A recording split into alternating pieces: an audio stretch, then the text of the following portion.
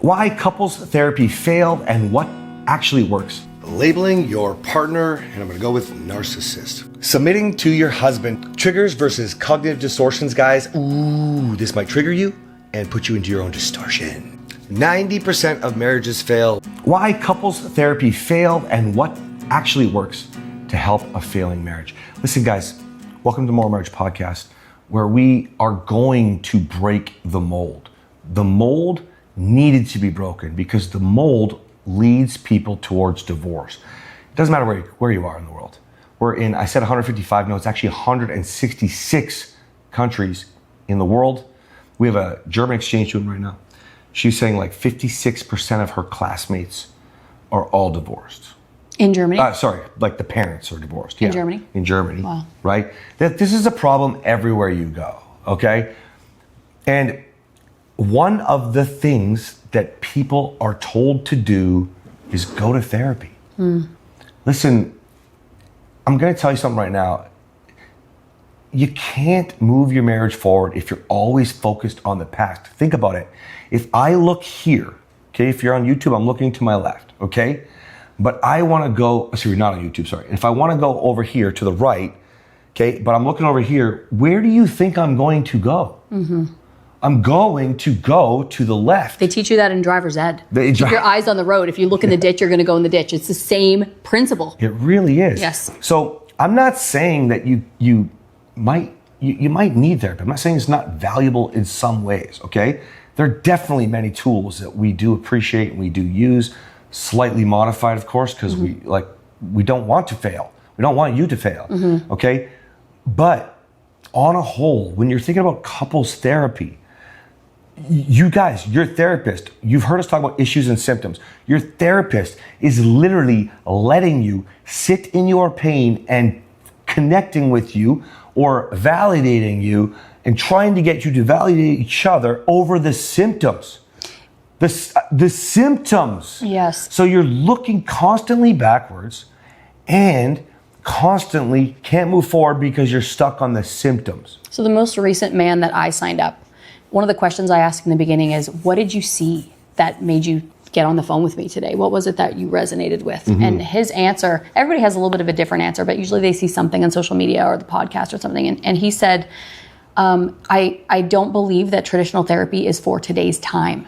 And he said, the way that you talk, I can tell that you do things differently. And I think that that is what we need. We need things to be done differently because traditional therapy may have worked at one point in the past, but it doesn't work.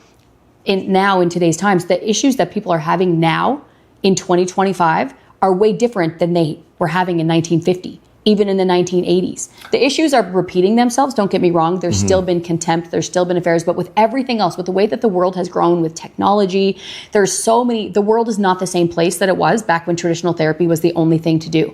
The other thing that people are identifying, we've talked about this a lot, some therapists, all they have is theory. There is no lived experience. Theory is great. I have a list of certifications longer than my arm. I love education. I love all the modalities, all of it. But like he said, we tweak it. We change it up to be able to speak into the lives of the people that we need to help. And we have the lived experience. So when we learn about the theory, we know how to use it because we have used it. And if it didn't work, then you have to use it in a different way. We failed forward. Let's try to rebuild it. Try something else. Scrap it. Start something new. And then with thousands, it's over 6,000 people, guys. So it's like constantly revamping and redesigning and bringing in something new, ever evolving. Yes. Ever evolving. And therapy, it's not like that. Therapy's like basically the same education that it's always been. Nothing really has changed. I love that. I can't remember where you said you got it from now because I'm but not relevant from the client. Not relevant for today's times. Let's just look at today's times for a second and imagine some therapy.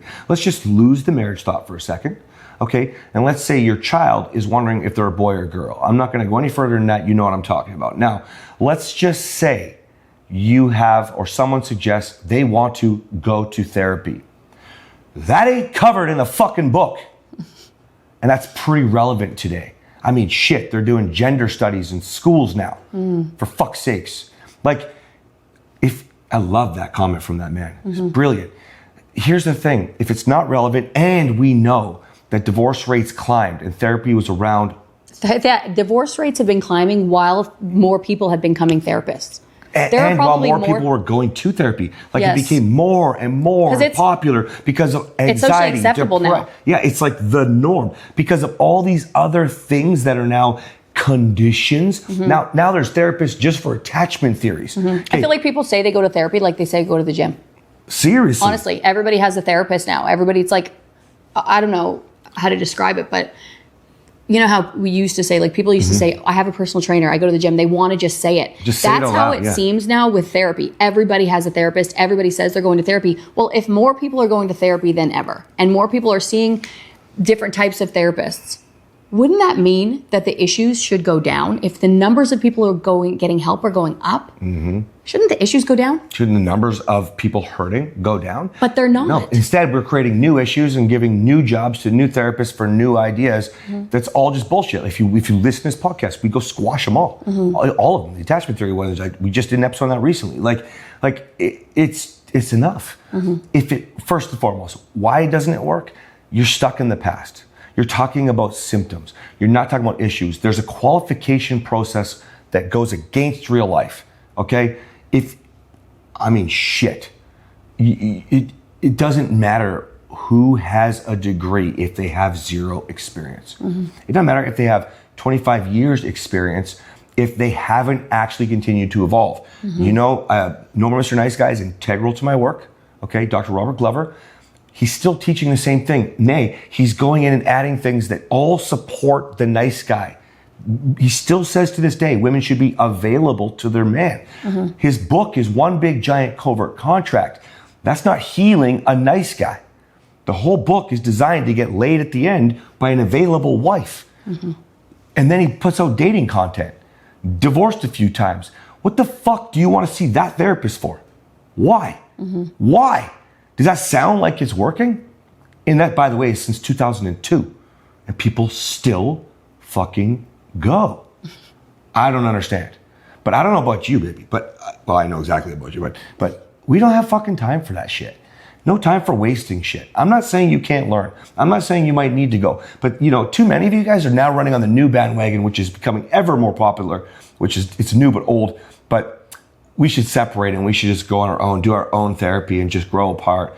Not grow apart is not the intention, but that's what's happening. Listen, if you're married, you must work on this together. Whether or not your partner's on board, it's a together mindset. Yes, mindset. Okay? It's a together mindset. And when you're working on you, you're still married. So there's a together mindset, regardless. Like, oh my gosh, we had guys really getting fucked up in the program and they were like, peeling back layers. You know, I'm not insecure. It's just a mask I wear. I'm peeling back the layer of my wife. Fuck off. You're married, man. This is therapy bullshit. Letting you unpack bullshit that's fucking you up and taking you away from where you're actually going. Stop excusing it. Why doesn't it work? Well, you've got a lot. Well, at what does work? Don't do things normal. Do shit like we do, where it's completely against the grain. It didn't work, so we got rid of it. That didn't work, so we got rid of it. And then we replaced it with something different. You know, we talk about boundaries. That's one of them. Okay? We made our own system. Why do you think we grow so fast? Why do you think when people get to know us, they want to be in our programs as fast as fucking possible? Why do you think you do? Because what we have works and it's proven. Therapy is proven not to work. Literally look around at how many people in your children's classes are divorced. Not to the children, but their parents. You know what I'm saying? How many blended families do you see? Just imagine how many are going to therapy. In fact, fucking Google it. On average, how many people to go to therapy in North America or your country, okay? And then just do the math. It's proportionate. Like, you guys don't even need to be mathematicians. Fuck, you can even use AI to do the math for you. But figure it out. Or just know that what we're talking about is real. That's why you listen, and let's go get your life. You guys, we've got to be better, okay? All right, see you next time. Bye.